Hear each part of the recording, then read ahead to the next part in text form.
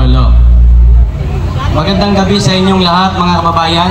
And actually, parang hindi ko talaga kaya magsalita dito kasi parang, alam niyo, parang feeling ko kasi ngayon parang yung luha ko ba?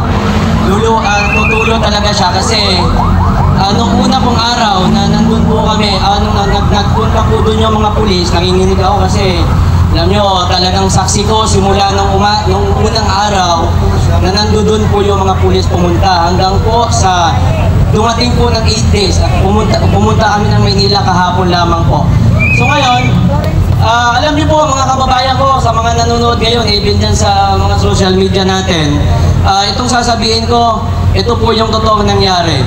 Okay? At hindi po ako membro ng QOGC, no? Which is nung unang araw po na nag-grade po sila, nandun po kami mismo.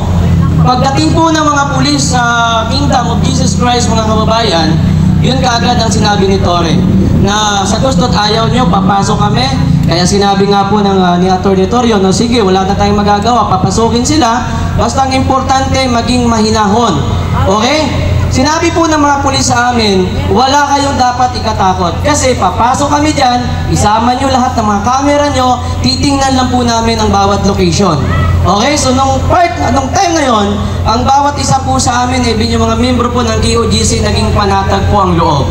Dahil akala po nila na simpleng pagpasok lamang, titingin sa bawat location kung hahanapin nila si Pastor. Kasi nga po, yun naman, may dala umano silang warrant of arrest. Then pinayagan na po sila. Mga kababayan, doon na po nang simula, no, nasa loob na po sila. Okay, habang pala nag-uusap doon sa gate, yung QOGC ng attorney sa Atty. Torre, yung mga pulis po ay umaakyat na. Okay? Kaya marami po, pagpasok doon sa loob, doon na po nagsimula. Naging maraas na po ang ating mga kapulisan. Pumasok din po kami doon sa loob ng QOGC at nasaksihan po namin, naging marahas po, hindi po tumupad ang ating mga kapulisan doon sa pinangako po nila na magiging mapayapa yung pag-grade po nila sa QOGC. Ito sinabi po ni Bongbong Marcos, which is binoto ko rin yan kasi sabi ko nga, binoto ko yan dahil yan po ay naging katandem ni BP Sara. So sinabi po ni Bongbong Marcos na wala di umanong mga barel ni isa po na pumasok sa Kingdom of Jesus Christ. Alam niyo po mga kababayan, sinungaling! Sinungaling! Sinungaling! Sinungaling! Sinungaling! Sinungaling! Okay mga kababayan, ito po ang katotohanan. Kasi wala po tayong maasahan sa mga media. Ang media kasi marami dyan takot din magsalita ng against nga po sa administrasyon dahil alam naman po ninyo na hawak po ang prangkisa ng Kongreso. Kaya ang iba po dyan nag-iingat po na maghayag po sila ng katotohanan. Marami po mga armadong mga pumasok doon, mga di pa rin, even si Torre, naka-arma light. So paano sasabihin ni Bongbong Marcos na wala? Kaya nga po mga kababayan, maraming mga vlogger ngayon na tagapagtanggol ni Bongbong Marcos. Alam nyo, hirap na mga yan magtanggol kay Bongbong Marcos. Even simula sa 5,500 flood control na until now, binabaha ang Metro Manila.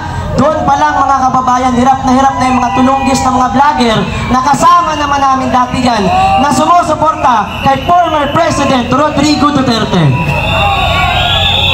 Ngayon, patungkol po doon sa baril, marami po. Mga dibaril po sila, nakabarkada na po sila doon. Ang dami po ng mga pulis na mga dibaril na pumasok po doon, mga kababayan. Tapos doon po ako naiyak nung yung bata, siguro mga around 14 years old. Actually, doon ako umiyak. First time ko umiyak yon sa harap ng maraming tao doon sa Davao. Kasi umiyak siya kasi sabi niya, nung nandun kami kasi, nasaksihan talaga namin na even yung mga QOGC member, tumataas na ng kamay, mga kababayan. O even sabi ko nga sa inyo, ako graduate din ako ng criminology, so hindi naman po yan ang turo sa amin nung nag-aaral po kami. Alam mo, blessing kasi hindi ako nag-exam na po sa NAPOLCOM. So nagpapasalamat po ako ngayon na hindi po ako naging pulis, mga kababayan. Doon po mga kababayan, sabi ko nga, grabe, tinataas na, gumaganyan na oh.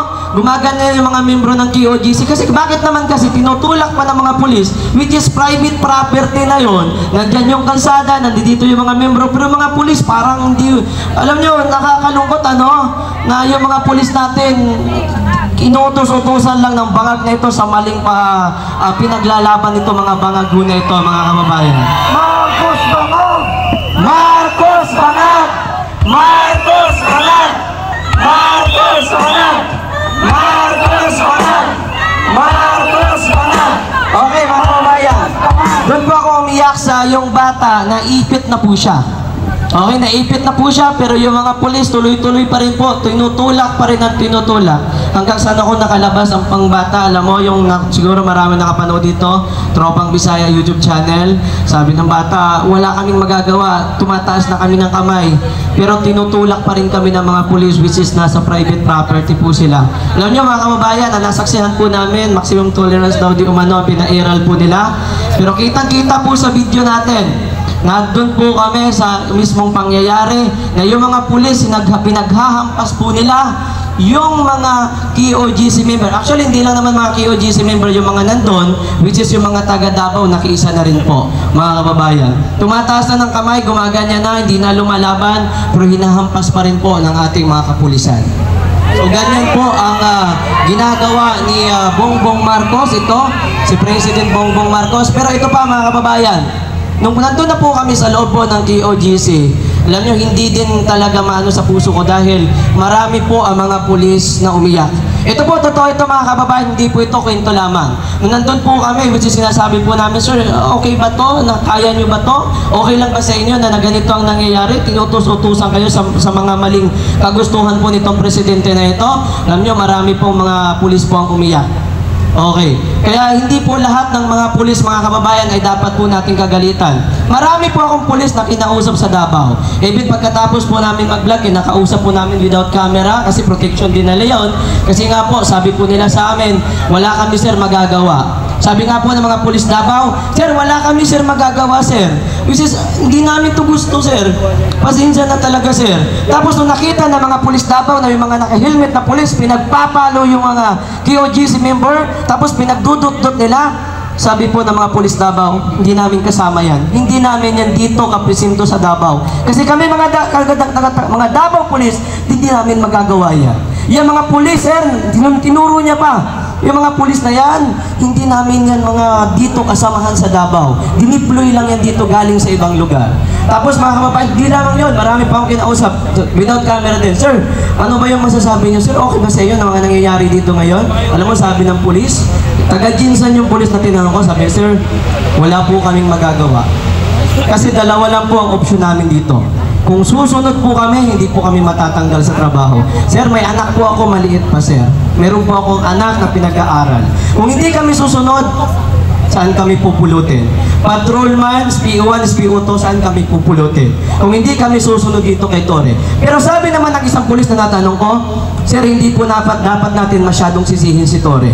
Alam niyo kung bakit, sir? Si Tore po ay sumusunod lamang sa utos po ng PNP chief, which is inutusan ni Bongbong Marcos. Pulis po ang may sabi noon, mga kababayan. Hindi po galing sa akin yun. Hostisya! Hostisya! Hostisya! Hostisya! Hostisya! Okay mga kababayan, alam ko po, lahat po, even ako alam ko, siyempre nanganganib ang buhay natin. Kasi siyempre, alam naman natin ang itong Bongbong Marcos na ito. Pero sabi ko, hindi po ako dito, hindi po ako tumayo dito para magsinungaling, which is, alam po yan ng Panginoon. Okay? Isang beses lang po tayo mabuhay sa mundong ito. Mga kababayan, ang final judgment wala sa lupa, nandun sa langit. Okay. Kaya kung magsisinungaling po ako, alam ko po na nandun ang final judgment. Kaya mga kababayan, Huwag po tayong masyadong magalit sa lahat ng kapulisan. Dahil marami po mga kapulisan dyan na mga matitino, mga kababayan. Kaso nga lang, yung iba, hindi lang kagad sila bumibitaw kasi nga po ang pakiusap po nila, mayroon po silang pamilya na pinag-aaral, may mga maliliit po sila. Ang dami pong umiyak doon, no? Nakikita po nila na yung mga membro po ng QOGC bigla na lang nagagano, natutumba. Alam mo yung mga pulis, yumuyuko na lang habang nagpupunas po sila ng kanilang mga luha. Maraming pulis na hindi na daw nila kaya pero sila po ay may pamilya. So yun lang po mga kababayan, ang laki po ng tingin ng ating mga kababayan hindi lamang dito sa Pilipinas maging sa buong mundo na yung mga kapulisan po natin. Pag nakakita po tayo ng pulis ng panahon ni former President Rodrigo Duterte, kampante po tayo. Dahil yung panahon po ni former President Rodrigo Duterte, ang pulis, kaibigan natin yan. Pero ngayon, pag nakakita tayo ng pulis, nakakatakot dahil hindi natin alam kung kakampi ba natin yan o hindi. Maraming salamat po, magandang gabi. Thank you po mga kababayan. Maraming salamat po, Tropang Bisaya! Sa mga oras na ito po, namimigay po ang OVP office sa mga taong pinaha sa disaster area. Si BP Sara po.